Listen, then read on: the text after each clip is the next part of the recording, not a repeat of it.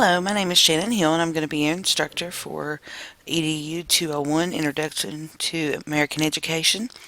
Um, I'm going to use this video to go over our syllabus with us. Usually in an online class it's a little harder to get to know your professor, and sometimes you have questions about your syllabus, so I thought I'd do it this way. May clarify some things that you wouldn't understand just by reading it. You'll take note of the dates at the top.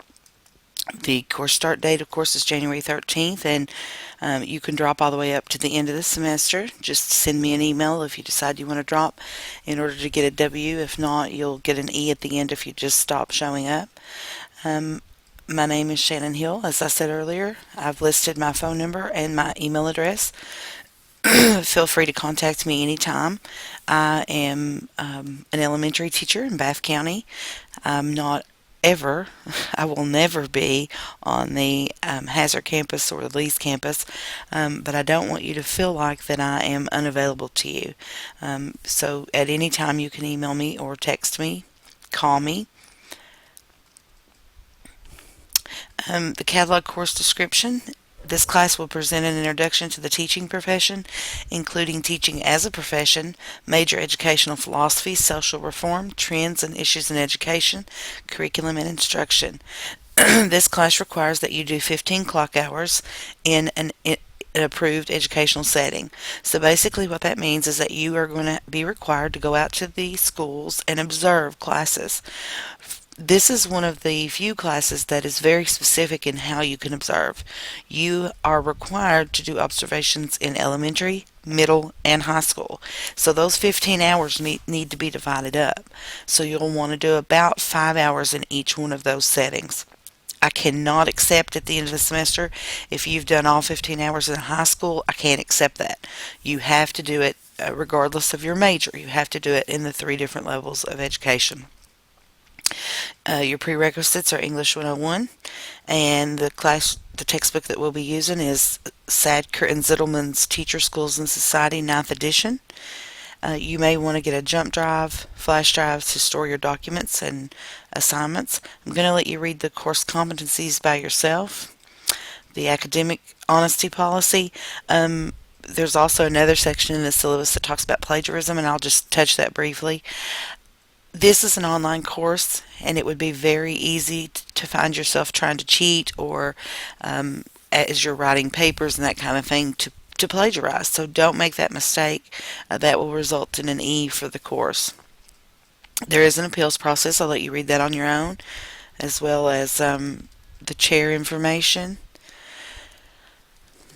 This class has a grading policy. Basically 90 to 100 is an A, 80 to 89 is a B, 70 to 79 is a C, and so forth. I will not assign lower than a C in this class. If you get a D, then you're automatically going to get an E, because I just really feel like if you can't get a C in this class, then you probably need to rethink your thoughts about being an educator. No show class policy. Because this is an online class, we need to make sure that you are going to show up and that you are going to be participating in this class.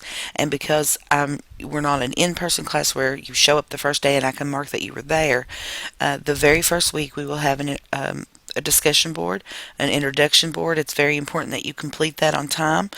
If I don't get that by the first Sunday, then your name will go to the registrar's office to let them know that you are technically a no-show.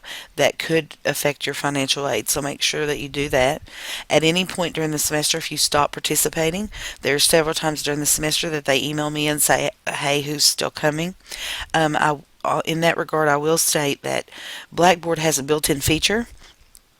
I can go to Blackboard at any time, click on your name, and it tells me the last time you logged in, how long you stayed on Blackboard, and what folders you accessed. If you send me an email and say, I've got online and I tried to take the test and it wouldn't open for me, can you reopen the test window?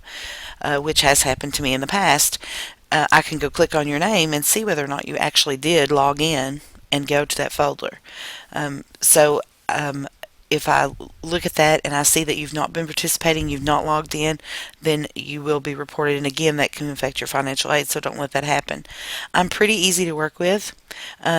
Rather than dropping the class, I would rather you talk to me about what the problem is and let's see if we can work it out. Things come up in life.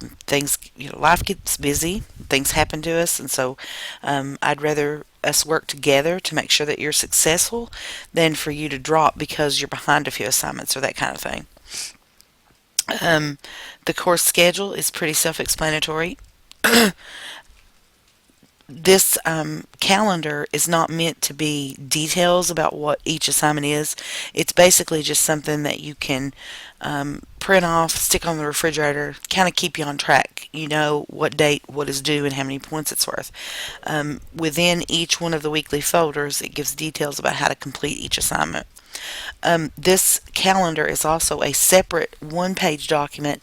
If you go into the Syllabus tab on Blackboard, you can print just this page because I think on the Syllabus it's it's in two different pages. So if you want just a single page document you can get that from the Syllabus tab. I'll let you go over the course outline by yourself. We don't have weather policies, inclement weather policies, because we're an online course. You can withdraw any time up to the end. Attendance policy. I will say that I give you 100 points at the beginning of the semester. I just give it to you. It's yours and it's in there and it's just like a test grade. Your tests in this class are around 45 points apiece. They vary. Your attendance policy is worth 100, so that's like 2 tests. So each time that you turn in a late assignment or each time you have a missing assignment, I will deduct 10 points from that grade. So if you've turned in all your assignments on time, then you're given 100 points. So that's going to significantly increase your grade. It could also decrease your grade if you are a repeat offender with turning in things late and that kind of thing. Please note that not having access to a computer is not an excuse for missing a due date. The due dates are on Sunday at 11:30. However, that doesn't mean that you have to wait till 11:30 to turn them in. You can turn them in any time during the week, and you have an entire week to work on them. So I suggest that you not wait to the last minute to try to turn anything in, and I would also suggest that you don't wait till the last minute to take your exams.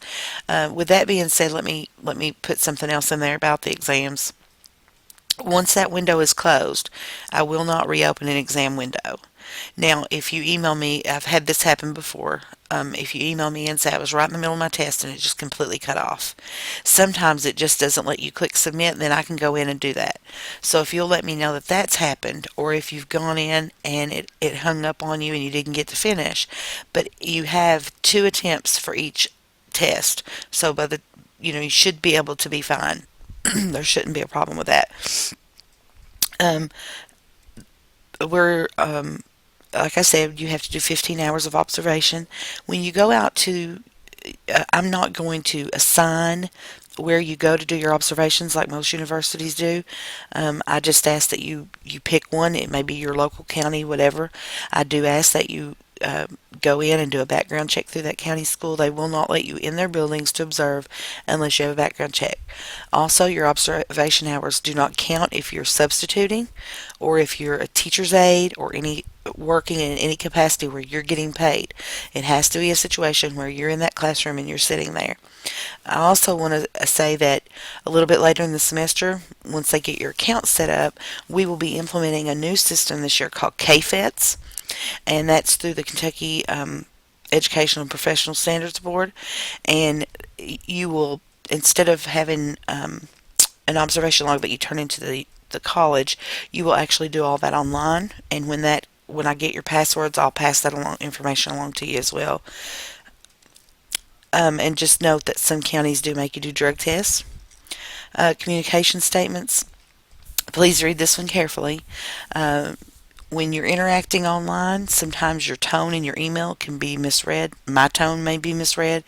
I'm a happy-go-lucky kind of person, so it's very rare that I would ever send you anything with a mean tone. If you ever get anything from me that you think, well, what did she mean by that? Just email me back and ask, and I'll be happy to clear that up for you. Please be professional when sending emails. I do not want to receive an email that is written like a text message.